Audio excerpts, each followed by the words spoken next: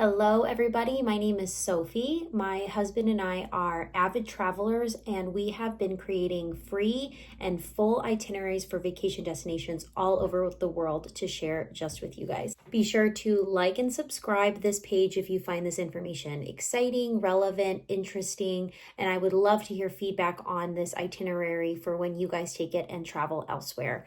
Also, you can follow us along for more adventures on our TikTok page, Cooks Travel Talk. Also, if you comment itinerary below in the comments, I will send you a free full PDF of this specific itinerary. For the very first maiden voyage video, I thought it would be fitting to start with the most visited national park in the United States, the Great Smoky Mountains.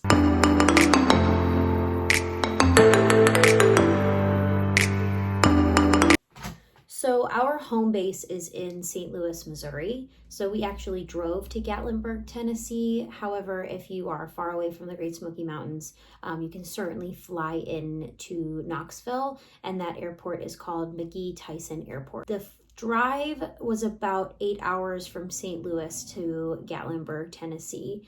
And we stopped halfway in Nashville to get breakfast before we actually arrived in Gatlinburg. So this is just a 4-day itinerary. We left on a Saturday early morning and we came home on a Wednesday early morning. We are big fans of Airbnb and we stayed at a wonderful Airbnb looking over the Great Smoky Mountains. Our Airbnb was actually located in Sevierville, Tennessee, which was about 30 minutes from Gatlinburg and only like 15 minutes from Pigeon Forge.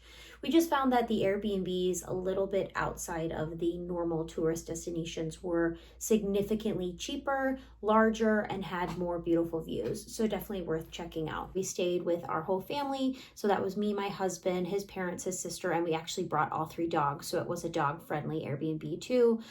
We didn't do much on our first day. We arrived later in the afternoon. We went grocery shopping and we ended up going to a dog-friendly dinner restaurant. This restaurant was called Tom and Earl's Back Alley Grill. It was very delicious, very casual. It was located right on the main Gatlinburg Strip. So if you have children or big groups or no dogs that you're traveling with, there's lots of delicious restaurant options right on that main Gatlinburg Strip. Our first full day was very cheesy tourist, Gatlinburg, everything, which you got to do it while you're there, right?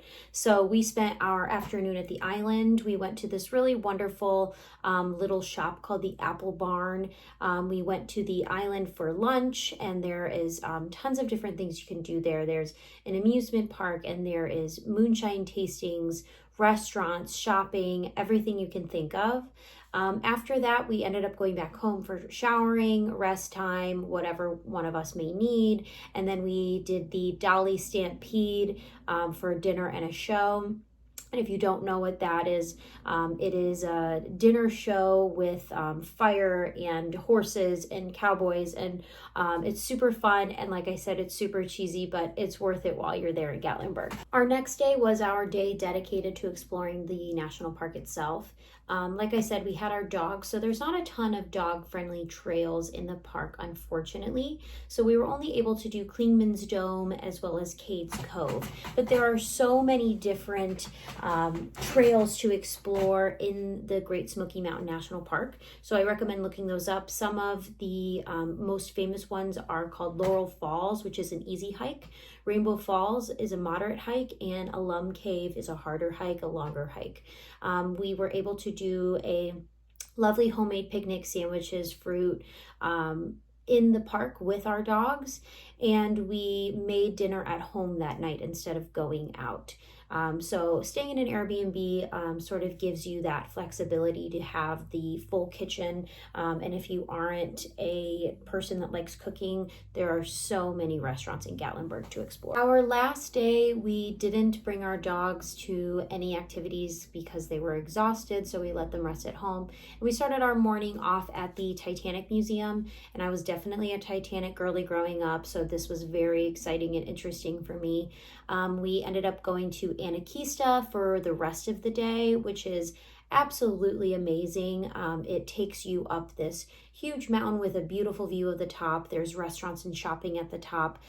We got lunch at a smokehouse up there, and then we ended up eating dinner at a place called At the Top of the World, which is beautiful, and I absolutely recommend going if you get the opportunity to go while you're there. So some things we didn't get to do while we were in Gatlinburg were the mountain coasters and the zip lines. We didn't go to Dollywood, although we could see the drone show directly from our balcony at our Airbnb, so that was really cool and something we didn't expect.